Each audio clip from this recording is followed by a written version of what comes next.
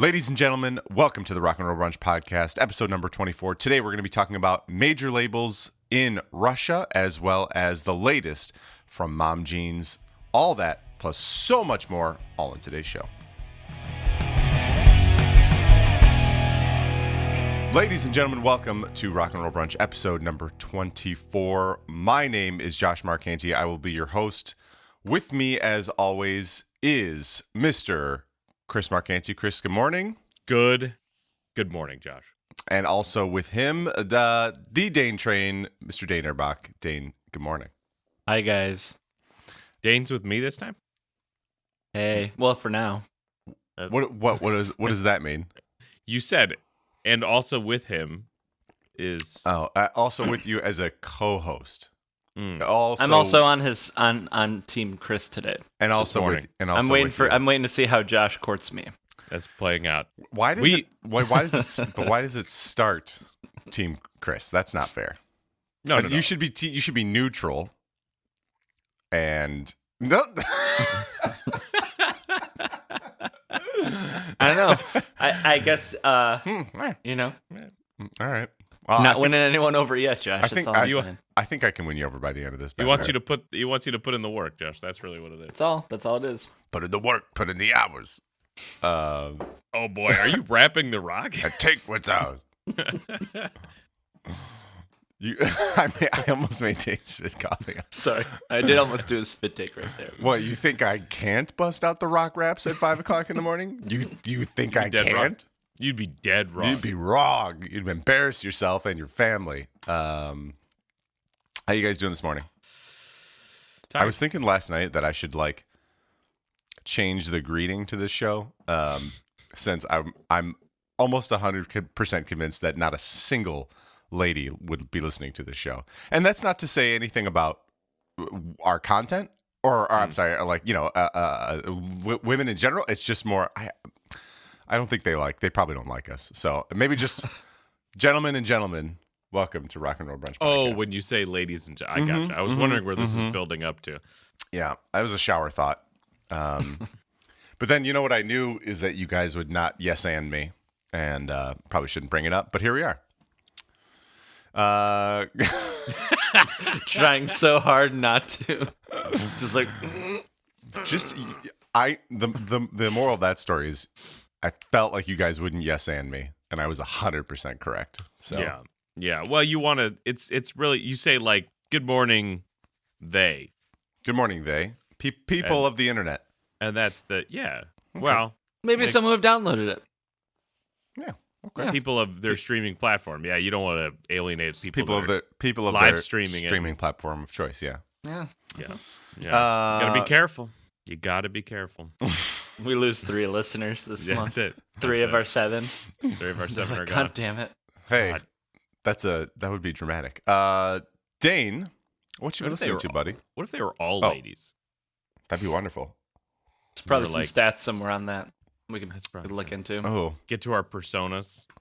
I've been listening to exactly what you expect I'd be listening to this week, which is the new Drug Church record, which is very good, and the new Hot Water music record. But as a also totally what you would expect me to be listening to, I need to spend about 15 seconds talking about how the new Ghost album feels like this band is slowly moving deeper into just sort of cheesy 80s rock. And with each sort of step deeper into that, I'm I don't know, maybe I'm not gonna. And then 2 weeks of nonstop listening to the record, I'm why is this the only album I'm listening to right now? So yeah, I can't explain my affinity for that record, but I'm really enjoying that one too. It's really just been hopping around all of those right now. Is Ghost something we should be listening to for the show? No, because they are a mega rock band that's on the cover of I don't know, Guitar World. Name Guitar a weird Weekly? Big rock. Yeah, the Guitar Bulletin. Guitar Fancy. Guitar Fancy. Why are we reading more guitar bulletins? I can pull up some more. No, but like they really like they're on the cover of Rock Sound, and like I mean, Yeah. like they're so big in the metal world right now that they're almost like I don't know. Okay. Yeah. So yeah, we shouldn't be reviewing them, although I think they'd be fun to talk about. I know you've been a Ghost fan for a long time, and each time I hear like something of theirs, I go, nah, it's not for me. But maybe should I be listening to? Listen, I just added it, by the way. grew up Imperia? listening to like Yeah. 80s cheese rock. I mean, that's not the right way of putting it, but like my dad really liked like we listened to a lot of hair metal when I was a kid. Mhm. And my dad loves Scorpions, and combine that with like this other kind of half of rock and roll that he used to really like. Like we used to listen to tons of Cheap Trick, who in the 80s became very cheese rocky. Mhm. And like I don't know, when I listen to some of these songs, I'm like, and then all of a sudden, like 2 weeks later, I'm like, this is my song. This song was written for me, and I can't really explain it. It's like how do I put this next to Drug Church and say I've been really enjoying both? But I have been. I'm just drawn into their live stuff. I'll sit and watch their live performances for like 45 minutes, just completely drawn into that whole thing. That's what gets me about this band. So they've got a couple of nameless ghouls who are women. And I think for a while, one of their nameless ghouls was she just dressed up like the rest of them. I think people sort of know who those people on stage playing with Tobias Forge are. But now they have like had a different look to them. So you could tell that they were women. And one of them plays a keytar on stage. Oh. That's how you know. Mhm. That's how you know how good that is. Yeah. I mean, And that's like just cheesy enough for you to go like, yeah, I need that. that's enough for me to be like, that's so cheesy. I don't want to see that. And then watch a video and be like, oh, I guess Well. that's the next one. well, Oh. I mean, I guess that is, Oh. it's No, I cheesy, got but I that. love it. So, I get it now. Yeah. Oh, So yeah, that's me. all right. That's Dane. Chris, what about you? What you been jamming? I haven't listened to Drug Church. Although I know that when we saw them, I was like, I don't know if this band is for me. But maybe I'll give it a try if the new record is worth it. But all the Hot Water Musics I can get. I don't know if we're gonna end up reviewing that record, but boy, that is I was gonna ask you guys about that. that's just that one's a number. That is like Where I would you feel say it ranks on? And I know that we all have kind of come around to hot water music, just in this as grown-ups, and I wasn't a huge hot water music fan in high school. But what would you say? You say it's better than their more recent output? I was just about to say, like, I listened to Light It Up, which was their 2017 record, and it's a good record, but I don't know. This is like Remedy for me. Like, it's just like, man, Exister was so good too. Makes sense. I don't know. Yeah, I guess at that point, now that I'm thinking about it, they just gave us exactly what we wanted. I don't know, but Yep, I agree. And now that they added Chris something, Is it Chriswell? yeah, something like that. Cresswell? Cresswell, yes, from the Flatliners, and yeah, you get that surprise song by him. Oh boy, Oh boy. yeah. If I'm looking at like their discography, Dane, I totally agree with you that like they're not a band that they're a band that I've come into as an adult for sure. So for me, it's like if I go back to like Exister, Light It Up, Caution. What's for the Caution's older. A Flight and a Crash is just before Caution, I think. Mm-hmm. And that's about as far back as I go. And I don't really. I've listened to that album a couple times, and I'm like, it's just a little rough around the edges for me. And but Caution is like a top 5 album for me of all time. So Yeah. yeah. What about early reviews? What do you think in regard to their discography? Where do you think this one's going to land? Number 2. Woo. Behind Caution, Yeah. and then Exister. No, and then shoot, what's the name of the one right after Caution with Exister? the skull on the cover? No, The new the new What's Next. What Next? Yeah, Mm. that one's number 3 for me. And then and But I mean, it gets to a certain point where like, how can you decide which That's what one I mean. is? Like if tomorrow I could wake up and think Existor's number 2, but I really, because I really like that one as well. But I don't know. I really your like this ranking- new one. Sounds like your ranking has no spine to it. You could It just doesn't. It doesn't. I change which child is my favorites each day too. Moments that. within the day. Yeah. Yeah, that's fair. Yeah. I hear that. There And we I've go. still been jamming, by the way, the new Frank Turner record. I feel like, without a doubt, kind of rekindled a little bit of love for Frank Turner. Josh, No, lost you can still hear me, right? yeah. Yeah, my thing blipped here for a sec. I just need to switch zoom to start video and pick the right camera and boom. There he goes. He's Um, back. I Now, everybody on the podcast won't know what happened, presuming that your video didn't cut out. No, I think of course you should not. randomly check your video to make sure that it's not cut out. Calm yourself. That's what have you been listening to, Josh? Anything? Yeah. I think we should maybe Nobody cares. review hot water music for the show. I might put the official stamp on that because I think there's a conversation there. I just went and picked up through their vinyl, which is like I listened to the record one time, and I happened to be driving at night while it was raining the other night, and I was like, "Boy, if you get to pick a way to listen to that record, do it like that." And then I got home, sat in my garage, and bought a shirt and the vinyl. I want to ask what color you picked, but I'm just not going to because what the hell? I picked. Just There's keep only- going, keep Only going. one.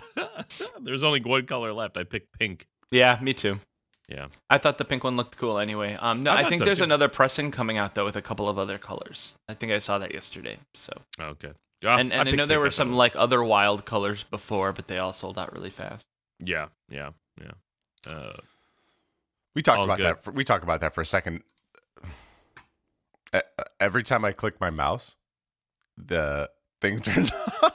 Just act natural, Chris. Act Like pretend it's not happening, and no one else will Act- know. natural. I don't know. We're gonna try this, I guess, for a second here. What have I been See what- listening? What's See that? what I mean? See what I mean, Dan?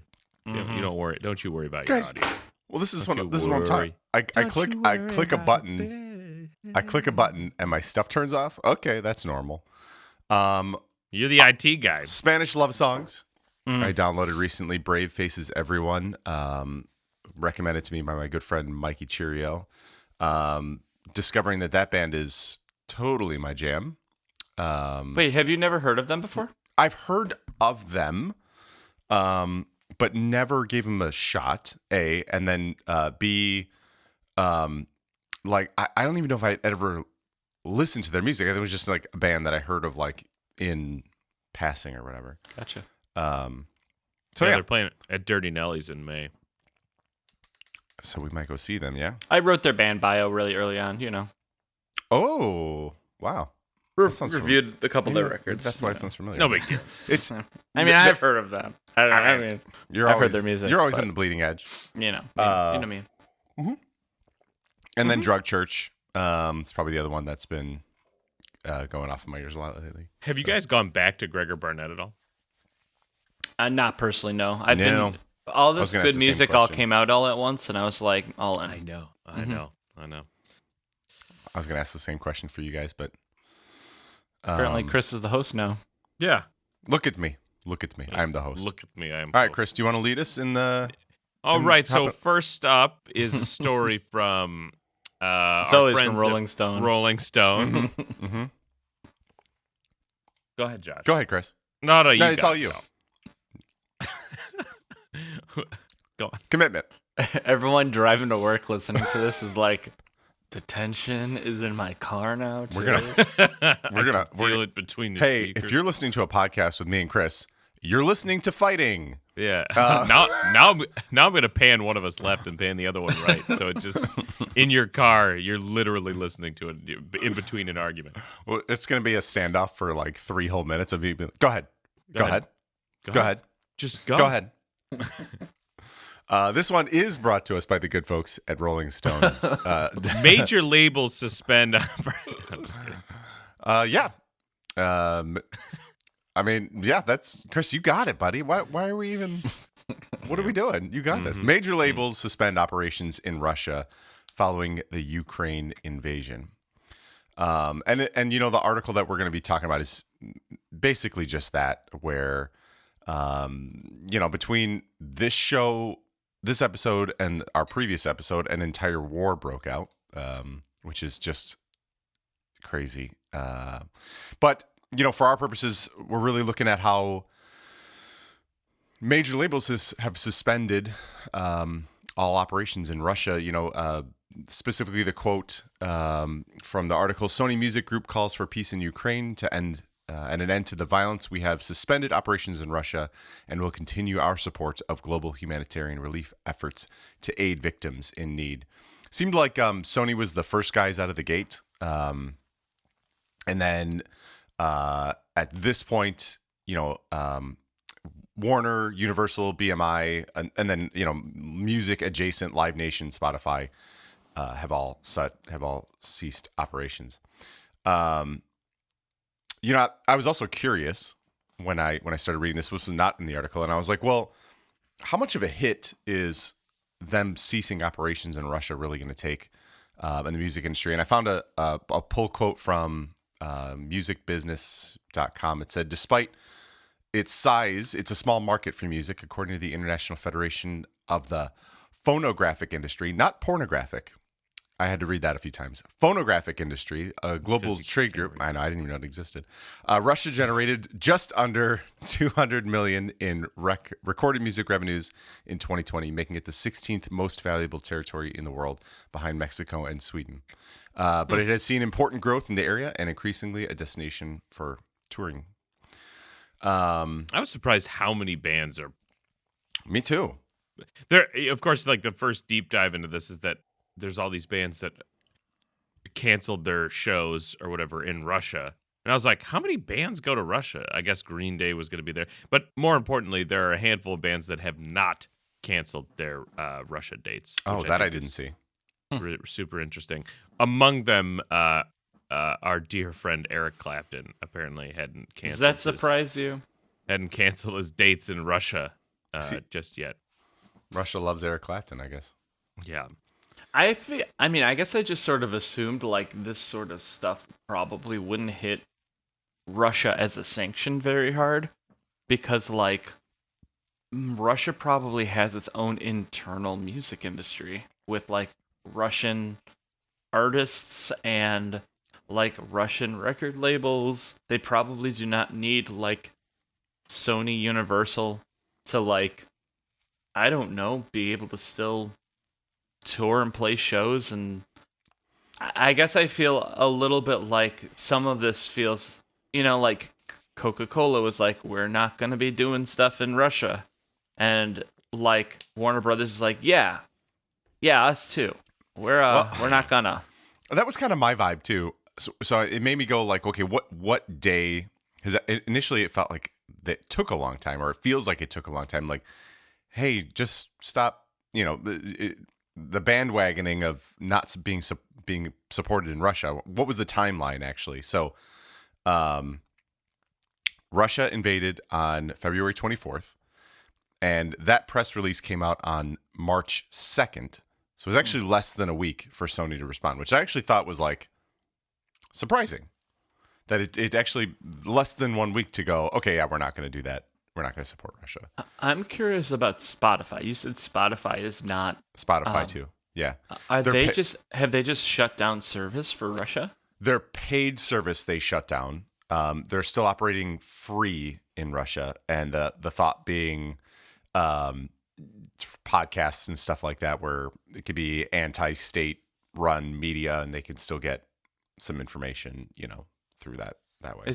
Is it possible that is it possible that like advertisers from Russia that are very pro-state Russians are still giving Spotify money to run ads? I don't know. It's a good question. I don't know. So like when we started the email or texting exchange about this episode, I feel like the only thing I could think of was just cynical things to say about all of this.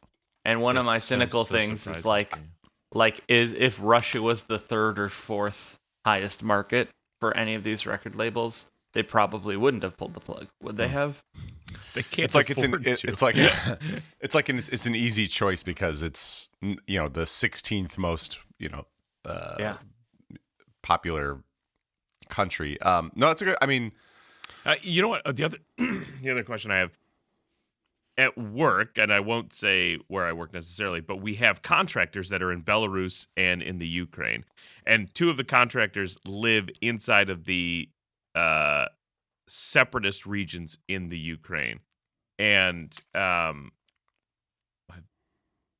Josh, enjoy. Take my. I curse you. yeah, never had a problem before. It just happens. And we legally cannot pay those people. So I wonder how much of this too. And speaking of cynicism, I wonder how much of this too is like, oh, we know that these sanctions are going to prevent us from being able to operate and do business in these countries, so we're just pulling the plug before the Justice Department emails us and says we can't do it. Yep. Well, that's interesting because it did say that that they were going to continue to some businesses were going to continue to provide salaries to people in those areas. So that's interesting to me. Yeah. We can't. I don't. But they're keeping in mind that like Spotify is not a U.S. company, right? So like there's different depending on where they're based and stuff Also, like that. also keep in mind for the next 15, 20 minutes, we're going to completely talk out of our lane. So we should, we should But really. I think it's fair for us to speculate and ask questions. 100%. You know what Yeah. I mean? No, like, no, I agree. I mean, we're Couldn't not agree Joe more. Rogan, like actually answering those questions out of our butts, right? We're allowed to just be like, don't you think it's interesting that Spotify, like in every article that's being written about them, is saying that they've pulled out of they've pulled out of Russia. But they haven't. Their service continues. They're still receiving ad money from Russians. Potentially easy. I mean, but if their free service is still going in Russia, like, people are listening to ads, right? Like, that's all it means. So yeah, they're getting. I mean, it could be a McDonald's ad from Germany or whatever. I guess that's true. I guess what I mean though is like, I find it fascinating that, like, it doesn't sound like Spotify actually ended its service in Russia at all. I don't know. So it sounds like they just did the legal thing of saying we can't take money from Russia because of these sanctions. Right, but they still maybe EU sanctions in this case, but still. Well, the back channel way would be to say, hey, we're still free in Russia, but we can still take those advertising dollars that are still going to go to those Russian people that will hear the ads, and we can say, well, we're not taking subscriber money. We're not taking money from them, but we're still taking that money from. I figured that now listen, I'm not a political strategist, but I figured like these sanctions, like the purpose of them is to make life uncomfortable enough for Russia, for maybe not Vladimir Putin, but maybe people close to him, maybe the public at large. Although I don't think protests in Russia ever go really well for those protesters. Didn't seem like they were. But the fact that every time the woman that like jumped on the TV station, did you see that, like holding up the like stop believing it, whatever? The fact that like people were then like, is that woman alive? Has anybody seen that woman? I think you're dead right. Sorry, I didn't mean to interrupt. No, I guess all I mean is we're like still with it's us. Okay. It's okay, no problem. That's no problem. Sorry, when you start bringing the accents, you didn't know I couldn't bust out a Russian accent at 5:30 in the morning? Leader, we send our hearts to you. Oh boy, I'm just gonna take this and keep going with it. Spotify canceling service in Russia, like straight up pulling the plug and saying sorry, would actually probably piss off a lot of civilians. Well, Vladimir Putin would probably be like, I need one of you to do an impression of him being upset about losing Spotify. Why are they so angry? Nope. No, I need him to be like, where is my play? See, I can't do it. my Vladimir playlist. Putin. He's literally like, okay, I'll go listen to Joe Rogan. Let's put on the Joe Rogan. What the hell? Where's Joe Rogan? Right, exactly. I have a feeling like canceling that service would probably piss him off. What? Oh yeah, I was good. Yeah. Oh, great! Thank you. Props wow. where props, belong. God damn it! I guess though, like you have to explain what that goddamn it was. Otherwise The it seems- video, my video is out. this is getting spooky, go. guys.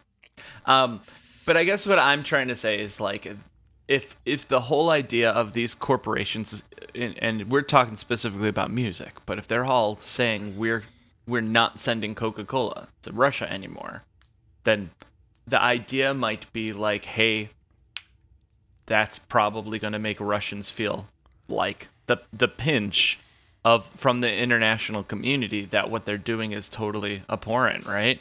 But it doesn't sound like Spotify is actually doing anything like action-wise. They might just, it seems a little bit for show. And I think there's a lot going on for show right now. And that's your cynical, yeah. So I think if Josh's point is right, in that the whole point of keeping Spotify live was to make sure that people in Russia could still get information, I think that slightly undermines your argument. But True. It depends if they're getting ads or not. I think it's really Depends if they're what it getting boils down to. information. I'm not convinced that Spotify is the platform to get reliable information. That's just me. Oh, that's fair. I think if you're, I think Joe Rogan would disagree. I think if you're in a country that has made dissent illegal, and you're still able to get, I mean, maybe it isn't the best way to get information, but it's an way to get information. But who's to say that Russia, the Russian government, I don't know this stuff, but who's Yeah. to say that they haven't already kind of clamped down on certain kinds of podcasts, and there isn't some minister of streaming Yeah. that isn't already screening Hello. podcasts and stuff. You're about to listen to a podcast featuring Joe Rogan. This is illegal. Do not listen. No, Hey, I feel let's like not- that would be way more legal. Yeah, don't I was literally just about to say. I was reading yesterday about a bunch of their like state-run media places were like demanding that Fox News be played in Russia. Yeah, For that Mr. fight. Yeah, Mr. Tucker Carlson. He's their buddy. But let's bring it back to music for a second. So I was reading about how Pussy Riot put together an NFT. Have you seen this? You heard about This is good. I No. have, but I don't I talk didn't. about This is great. NFTs. They Let's keep put going, together. They put together an NFT that you could buy into effectively. Like we could all buy pieces of the NFT to raise money, because the Ukraine government specifically asked for donations of Bitcoin and Ethereum and things like that, just because it's easy to transfer money sort of over border using Bitcoin or blockchain. And so they put together and they raised like $7 million on this NFT, and it's an NFT of the Ukraine flag. And again, it's an irrelevant NFT, right? Like the actual NFT itself is irrelevant. It's the fact that it's crowdfunding a bunch of money for everybody in Ukraine, specifically for their military to like buy equipment and weapons and guns and stuff like that. But I thought that was super interesting, and things like at least using things that we've talked about with NFTs and Pussy Riot, obviously being detained in Russia for a couple years. Well, you specifically passionate about it. To me, you bring up a good transition to what I kind of wanted to talk about, which is more like how like I don't know that suspending sales of music is gonna do much of anything. Where to Dane's point, like maybe it's more for show. Obviously they don't have a choice in the matter, but where it does feel like very for show, and I was more interested, specifically in their press release and everything else that Sony and Warner and Universal all jumped on, was that they were going to continue to support their humanitarian relief efforts to victims. So you can actually go see online, which I did, what kind of disclosures they put out for donations. And Sony, they're the one that they put out on, I think it was on the 2nd or 3rd. Sony Music Group today announced the donation of a total of $2 million to UNHCR and the UN Refugee Agency and the international NGO Save the Children in order to provide humanitarian aid to affected populations in Ukraine. $2 million? Hold on a second. Help me out. Saying?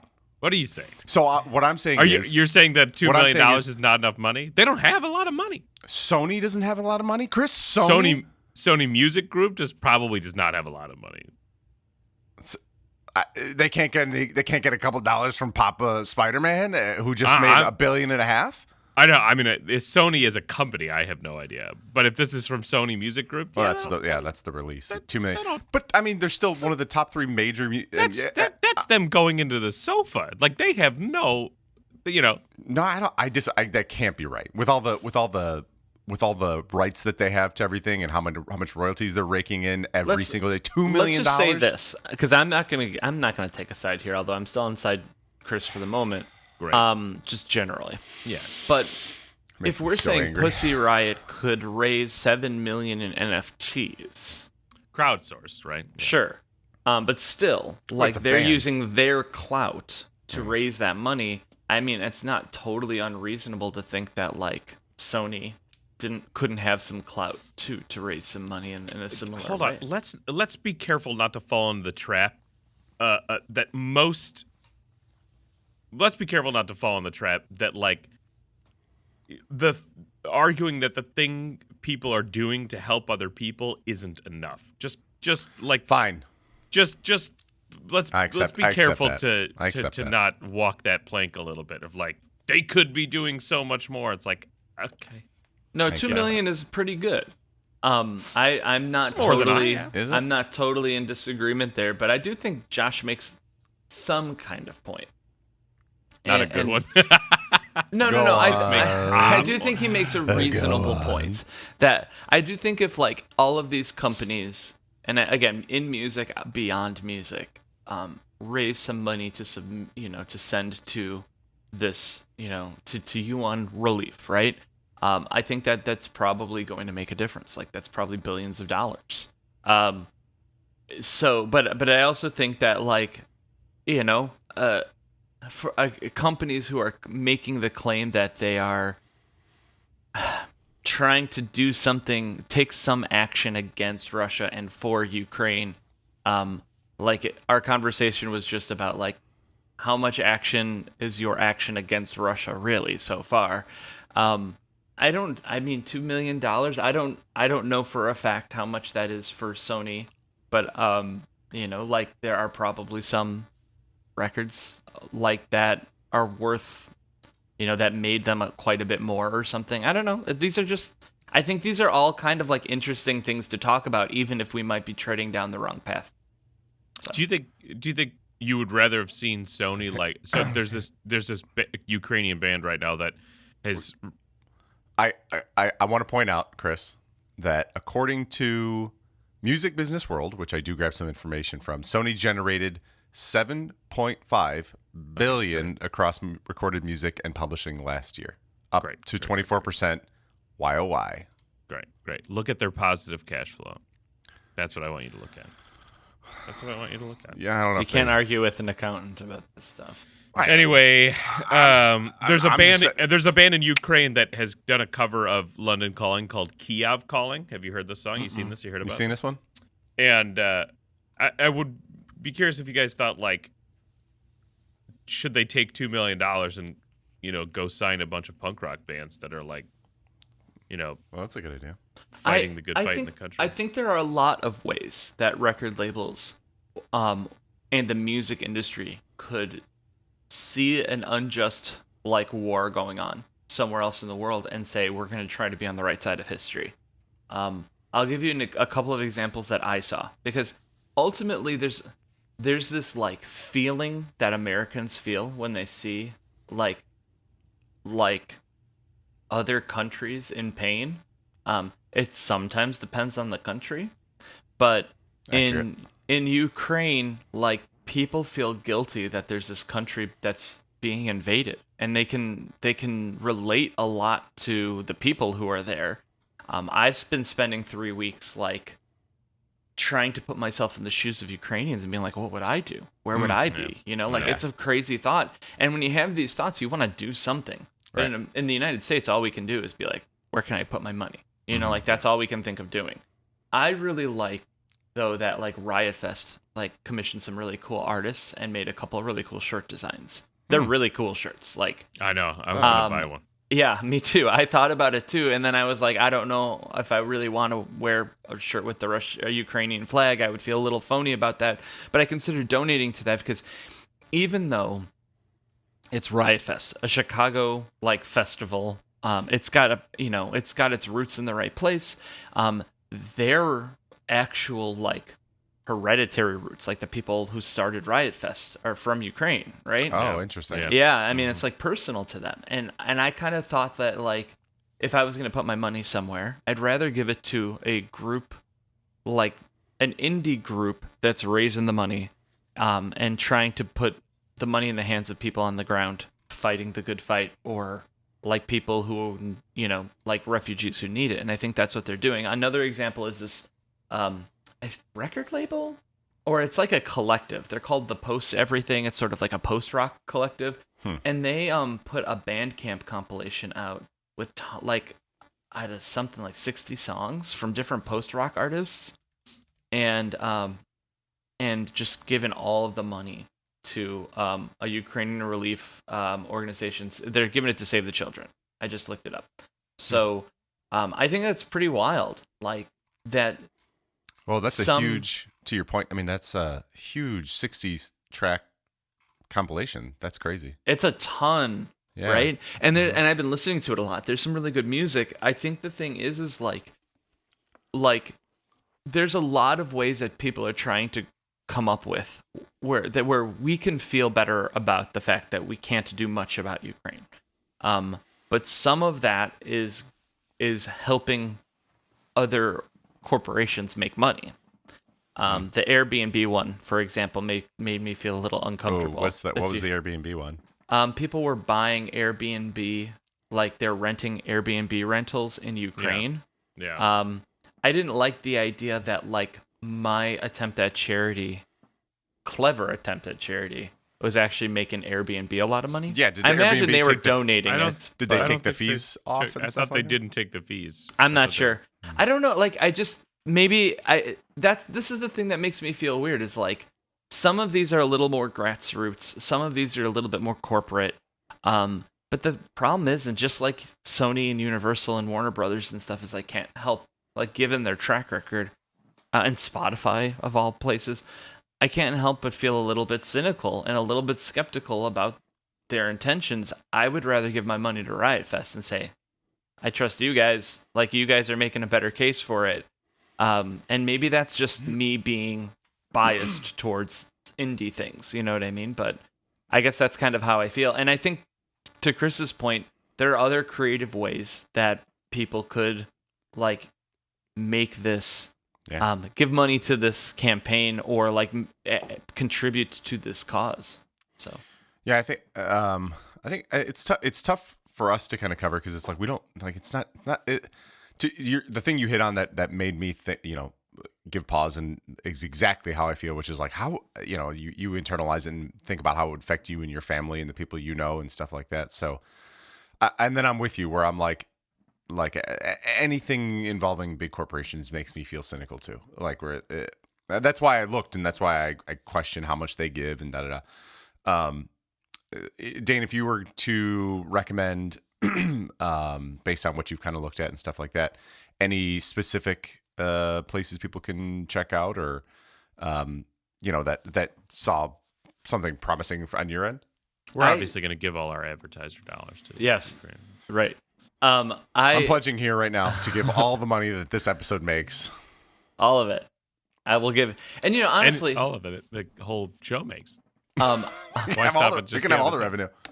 I honestly feel like, though, like, probably each one of us has or will in some way contribute to one of these causes. But I personally feel like I listed Riot Fest and the Post Everything, but I kind of feel like just see who in your circle is doing something cool and support them.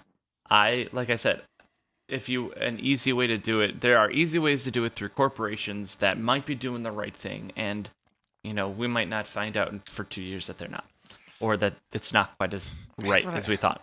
I know I'm just being cynical. No, can we just give everybody a break? Yeah, I'm just saying, like, just be careful not to fall in these traps of, like, I don't believe everyone's doing good for good's sake. Like, I don't know. I'm trying to be much more optimistic in the world than that. Like, you mean naive? I hear you. Got him. No, Dane. no, no, no. Got him, Stop, Dane. stop at both Dane. of you. Nope, Got stop him. both of you. Dane. We got him. I totally got him. agree, Chris. got I him. totally agree, and I appreciate you keeping me in check because No, it's totally true. this is how my brain works. Yeah, but that's totally true. but I also like I don't want to be defensive. By the way, let me go just ahead. say this thing as well. So I was listening to something recently, and the way the person phrased it was like, even if people don't do the right thing at first, it's good that they eventually do the right thing. And like, if I mean, this just keeps stopping. What is happening? You might have to take it from a guy who's also had camera problems. You might have to delete an app or two if your Like storage what? is full. I don't know what's going on. Anyway, so keep in mind that like it. Then just use you the know, Zoom video, by the way. Yeah. Yeah. It is. It's okay if people don't do the right thing at first, but then eventually do. If they eventually do. And well, If they, yes, of course. If they stop saying it, Oh, if they got him. eventually do. Got Stop him, it. Dane. Stop it. Got him, Dane. I think that Chris is right. And I think that especially in a time right now where it just sort of feels like we've lost a lot of control over the world. Like, not that we ever had any, but like it feels like so many things are just sort of spiraling out there in the wrong direction.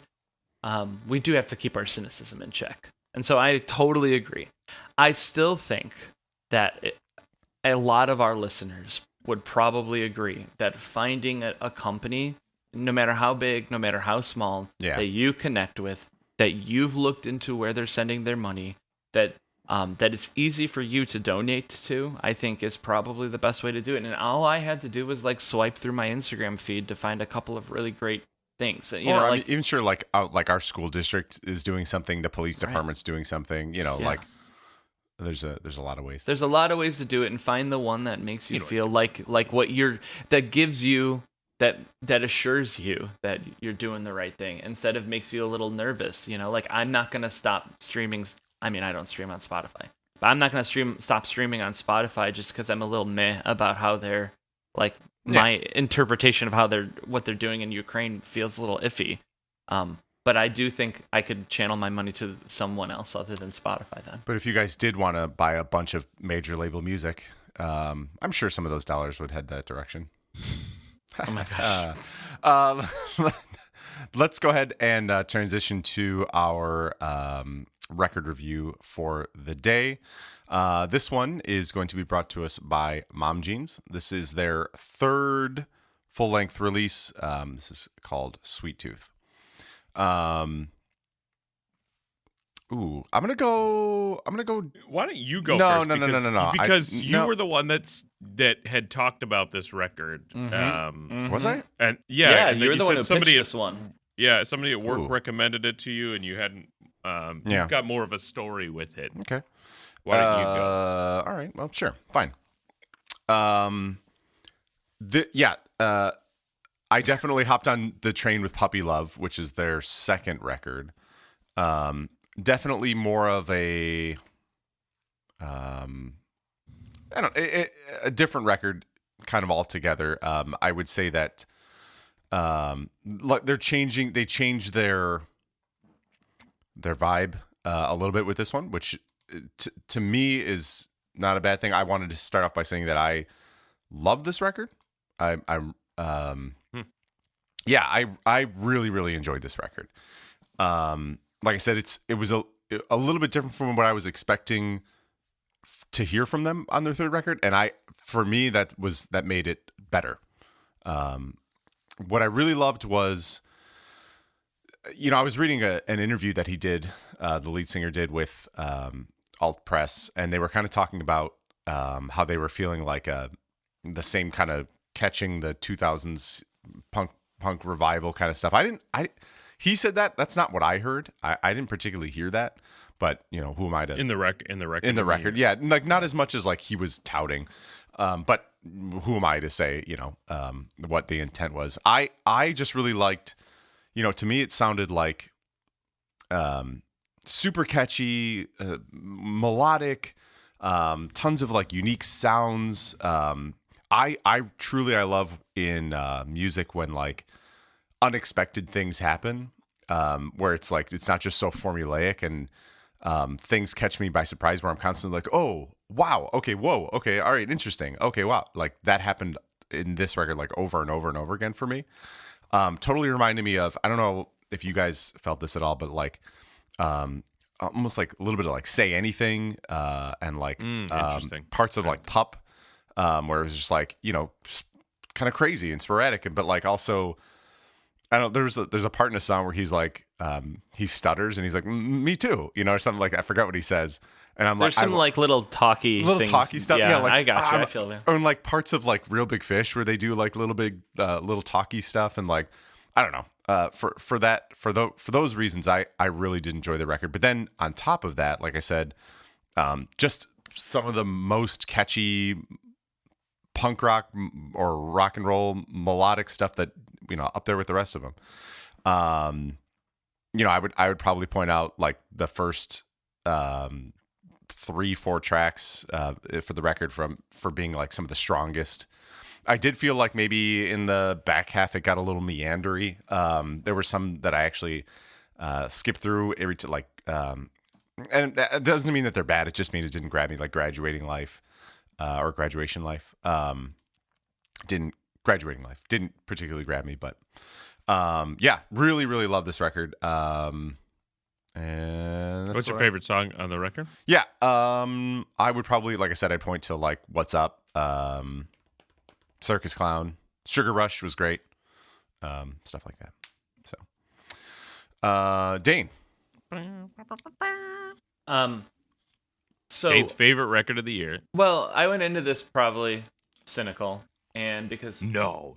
yeah, well, and that's the theme of the episode, or probably most episodes for me. I can't be on your team. I feel like You know what? I don't want to be on your team. okay. Well, Did you see that face? It was like, you're lying. You're lying.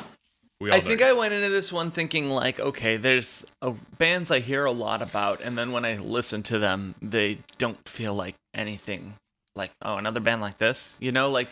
And I kind of was worried Mom Jeans would be like that. I've heard their music before, but I couldn't have told you what it sounded like. It was, but I went into this one probably too cynical because I was sort of surprised that it was catchy and it was fun, and it combined elements of pop punk and like kind of like a noodly emo kind of stuff in a way that The I don't know. noodly emo is their previous stuff. I would call Yeah, it more. Yeah. like all of that stuff to me, that's all up my alley usually. I didn't love the production. I felt like it was very, very clean.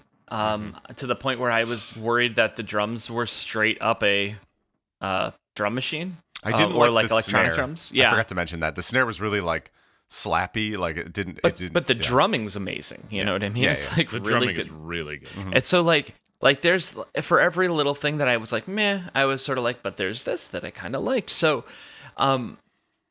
it took me a while to realize that like my vibe for this record in general reminded me of how I felt about like the radio when in the 90s. Like when I was in 8th grade and like the Bare Naked Ladies would come on and I'd be like, I will listen to this, but it's not doing anything for me. And that's kind of how I felt like with this album. It's like, this should be something I like and it's not really. And It's a very Chuck Klosterman argument. That I you- know, and it's shitty. It's a bad argument because ultimately this is a pretty good album. But here's the conclusion I came with, and I took a lot of time to think this through. This band reminded me of a bunch of other bands over and over again, and the band it reminded me of the most was Jeff Rosenstock. Yes. I forgot to mention. Yeah, definitely. His Jeff. voice sounded a little bit like it, but it reminded me of like Jeff Rosenstock light. Because if you've ever listened to like Bomb the Music Bomb Music Industry Industry. or Jeff Rosenstock, and like just his solo stuff, sometimes he can get a little unhinged and like screamy, and Yeah. there's a lot of noise but like all the synths and all the horns on this album reminded me of like what he's trying to do, only they just sort of did a more under control, cleaned up version of it, right? Not something recorded in a bedroom, or that has that aesthetic. Something that was recorded and really cleaned up. To me, this feels a little like a gateway drug in that way. Like your friend recommends Mom Jeans, and you listen to them and learn to really like them, and then it'll turn you on to pop or something like that. Like that's the next step. So to me, like I couldn't even tell you a song really that stood out. At a certain point, they kind of felt like they were all sticking together. That's so crazy. Even though they were like each song had kind of like its own uniqueness. There was this really synthy heavy ones. There's some really poppy kind of like, again, some of these songs straight up reminded me of like if this were on the radio, I'd be like, oh, sweet Smash Mouth song. Like, I mean, they felt You more just like. cut the legs out of this entire band. 100%. I'm not trying to be mean. That's Like, that's the clip, by the way. pop. For this It's week. pop music, So is my- I guess my what I question- mean. My you question know? to you, Dane, if it's, and I, by the way, I agree with you that it's like bomb the music industry light, maybe a more like approachable bomb the music industry. But for me, that's a humongous selling point. Like I'm a big bomb the music industry fan, but I understand that they can be also harder to wrap your brain around a little bit. Whereas like if this is a little bit of that light, but infusing more like poppy, catchy elements, to me, you sounded like that was a bad thing. But like, why is it okay for, hot water music to sound like, the past 20 years of punk rock combined to something that's amazing, and like, Yeah, no, and that, I guess my argument is that it's not a bad thing. okay, at all. Okay, good. Okay, My argument though is that I would rather listen to Jeff Rosenstock. Like to me personally, like It's just outside the lane enough that you're like, nah, I'll go somewhere. yeah, else there's for what this. for I can this. get what I'm getting from this album somewhere else, and I could get a lot more of it all at once. Like, don't give me some, like I don't want. I actually really like Diet Coke, but like, don't give me a Diet Coke. Give me the straight up. don't Coke, give me the right? thing that I like. Yeah, Don't give me Diet Pepsi if you got Diet Coke, is what you're saying. Something That's like fair. that. Yeah. Yes. Thanks for ruining my metaphor, or my analogy. Yeah, Um, you ruined it I actually yourself. think You're you like, took your metaphor, and Chris. yeah, Chris you literally hey Chris, ruined it. fuck Dane today, man. Yeah, that's right. Yeah, You know boom. what? Yeah, I'm on You Team started Dane your now. metaphor by going, well, this is completely No, you get wrong what 'cause I I'm do saying though. that. Like none of this is bad. It's just like again, this is maybe a record that I feel like if I could see a student come up to me and saying, "Have you ever heard Mom Jeans?" and I'd be like, "Yeah, they're pretty good," and then being like, "Oh my gosh, I love them," and me being like, "Yeah, Wow. that makes sense. They're a good Wow. band." It's just I don't know if it's for me in the same way. So crazy. Yeah. I mean, I kind of figured that going into this that you'd be like, maybe I even texted it. It was just like, here's Dane's record of the year or whatever. All right. Yeah. I want to hear what Chris has to say. I just want to argue with you, but I'm going to let Chris talk. Yeah. Yeah, that's fair. You listen. You can argue with me. You probably will. Yeah. You know what's interesting? Oh my God. You get Bleachers, the band Bleachers. Mhm. This felt very Bleachers to me. I think Bleachers does it. The polished thing. I'm going the other direction where they do the polished thing way better than Mom Jeans. Where like if I want polished indie pop, I'll go to Bleachers rather than Mom Jeans. I did like this record. Don't get me wrong. I actually this definitely won't be the last time that I listen to it. I really did like the record. Hippo in the Water was like the first track that showed up that like horns came up, and I was like, oh. And to Josh's point, I was like, oh man, that's cool. What a flavor to add into what this was. White Trash Millionaire was one of the songs that I thought like no one's gonna ever say to this drummer, hey man, you're pretty good. Are you sure you want to be in this band? But because no one's gonna care about him, But I feel like White Trash Millionaire, that like some really cool drum parts showed up.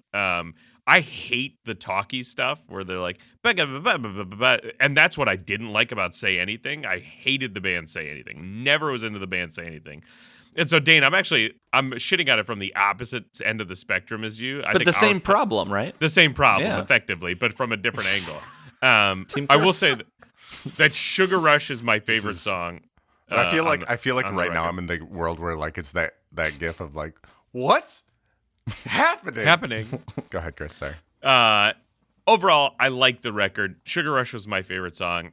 Most of the latter part of the songs did start to bleed together a little bit for me as I was listening to them. Like the beginning parts of the album were really distinct to me, and then to Dane's point, like it did start bleeding together a little bit. It was okay. I don't think this will be the last time I listen to it. I think it's a spring album where like you just need that horn part to like take you into a 60-degree day. So I think it's a perfectly timed record to keep listening to it. But that's how I felt about Old Mom Jeans. It's ludicrous. It's so like, I guess I'm on the like far end of the spectrum compared to you guys. Of like, I would literally say that I loved this record. I really, really enjoyed it. And See, you guys are like, Dane's like over here. I Chris think is you're somewhere right in the middle. Like, seems to me like this is a sweet spot for you. It kind of was a balance of a bunch of things that were really good. It sounds like to me this was stuff that Chris and I could both appreciate and listen to. Like, I'm glad that I gave this band a chance. I think I would have regretted never, like if I had ever seen Mom Jeans and never listened to them, I'd have been like, what a dummy. Like, these guys are pretty good. But I think that you being in the middle and like we just wanted something different from this album, which probably is unfair of us. But I think this band does ring of other bands at the end of the day. You know what I mean? And I feel like they're surfing into a nice, comfy, safe space between some other extremes. And that safe space is just a good safe space for you, Josh. I don't feel like I'm safe. in the middle. I definitely feel like I'm on the far end of like, I really loved it. But I just, that argument that it sounded like other bands to me is, to me, not a good argument. Because like all the music we listen to sound like all the other, like any non-punk rock fan would go like, guys, this is all the same music. Or like we would say for like country, like, oh, it all sounds like the same thing. And we pick out those nuances where we're like, no, this is a genre-defining nuance. I hold on a second, because I just want to clean up Dane's argument, which is effectively, I think what that means is that there are better places to go get the thing you want to get out of it. So like when you go, this sounds like a lot of other bands, that really just means because I like the horn parts and the like unique indie pop, I think Bleachers does it better. So I'm going to go listen to Bleachers. Or like there's even some like Panic at the Disco, like the way his vocal I heard part, that. like I his actually did hear melodies that, are yeah. written. And you go like, man, if I really want pop goodness, I'll go to Panic at the Disco. That's how I read and interpret that argument of like, yes, all bands sound like other bands, but when you blend that together, is it something unique that makes me want to go listen to this band, or is it not unique enough that every goddamn time I'm making an argument in my video stuff, is it not unique enough that I can go get these individual parts somewhere else and get a better version of it? I'm going to let this slide as the host, but I fundamentally like disagree with all of your arguments. No, that's good. Yeah. I think there's a cool discussion in like, is it good or bad when a band sounds like another band? I think that's a really cool discussion. Yeah, and I don't think it's either, but it's still fun to to debate it a little bit. Might even be a good like whole episode of like, we could bring a couple of bands that we think sound like other bands. That might be really fun. You should maybe think about that. All right. Yeah, for me, this one I can already tell is going to be up there for my top of the year. Are you going to buy it on vinyl? I might. That's a great question. I should actually frame my. And so far, this would be the only up for consideration that I think from the ones we've read or reviewed this year. This would probably be on that list. Dane, what about you? How does this one you think going to sit for the year? I think, like I said, I'm glad I listened to it. I'm glad it's there. Yeah. I'm glad that I didn't let hype scare me away from like being too cynical, or I'm glad you guys convinced me to listen to it despite my cynicism. But I don't know. I don't think I'll come back to this. I'm going to be listening to Hot Water music until June 1st, so, it's hard to compete with that. Yeah, I agree. By the way, I agree with you with the Hot Water music. Like that's going to be, like it's probably going to be number one. It's the Breath of the Wild of 2022 already. But yeah, I think it's a good counterbalance. By that, I mean Chris. Yeah, no, I got it, Okay. but it's just a weird analogy. No, it's not, because Breath of the Wild came out early in the year it came out, and people were like, "Well, it might be the top, not Do be you the top hear of the year." yourself? Hold on, they said it might not be the top for the year, but they were just humoring other video games. That's going to be the same thing with Hot Water music. It's Listen, just I gonna be compared the this best. album to Smash Mouth, so I mean, we all got our Yeah. wild analogies, right? Just different layers. Chris, what Just about different you? layers. I think this week in Chicago, it's going to be like 60, 70 degrees.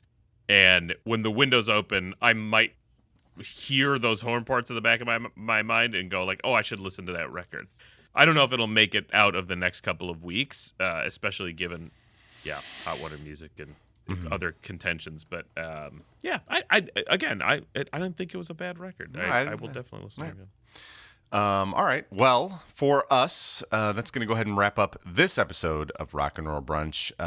Dane, where can people find what you're up to on the internet? A lot of stuff going on, Daniel. Yeah, a few things going on. Jetsam-flotsam.bandcamp.com. We launched pre-orders for an EP that we're putting out on a cool. Like CDs aren't that cool anymore, I know, but they're way easier to make and they're a lot of fun to make still. And I almost wanted to talk about this for the show, but did you see that year over year CD sales have climbed up? They're they're back the up highest again? they've been in the past couple of years. Yeah, I think CDs are just novelty enough for their vinyl to Generation Z.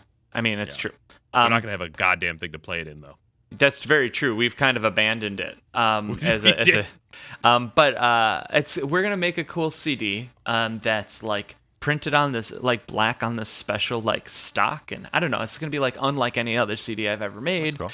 But we also have this cool like listening pack that has like it was the idea of Kevin Day who's the singer and songwriter for Aspiga, but we're releasing his solo stuff called Graduation Speech. So we worked with an indie candle company and an indie coffee company to make this like little listening pack. That is rad. Yeah, I mean, Yeah. it's really cool. So you're supporting 3 indie businesses and an indie artist in love one it. purchase. Yeah. I love it. I love. That's absolutely, the smart. Yeah, it's really adore smart it. move. I think. Yeah. I loved it. I loved when I saw the candle stuff. I was like, oh my, very. Yeah, it's very cool. They smell good. I'm not a candle guy, but I was like, what the hell? This is like something I actually really enjoy. So. And where can people go to get all those updates and much more for you on the internet? I mean, honestly, just looking up jetsam-flotsam.bandcamp.com is a good place to start, and it'll send you to our Instagram or our Twitter where we'll be updating about all that stuff. Cool. Chris, what about you? Where can people find what you're up to on the internet? thethrowbackschicago.com. We're gonna have a busy summer this year again. Yeah, good shows coming up. We got weddings and all that good stuff. Cool. Dane's gonna go to a couple shows. I know it. Yes. Actually, we're gonna be playing in your town. Where? We will around be this playing year. in Cary at the Galatas? band show. The The Lions band show? Park, When? Lions Park band show. June. June or July, somewhere. All right. There you go. We'll Coming to a drag the town near kids. Yeah. We are coming to a town. For me, it's you can keep it right here at Rock and Roll Brunch. You can find us on Instagram at Rock and Roll Brunch. You can hit us up on the email rockandrollbrunch@gmail.com. We continue not to have a TikTok presence, and I'm not sorry for it. I was going to say sorry. I chose not sorry. Well, for me, why? For me, for Chris, for Dane, let me go ahead. Get that check, please.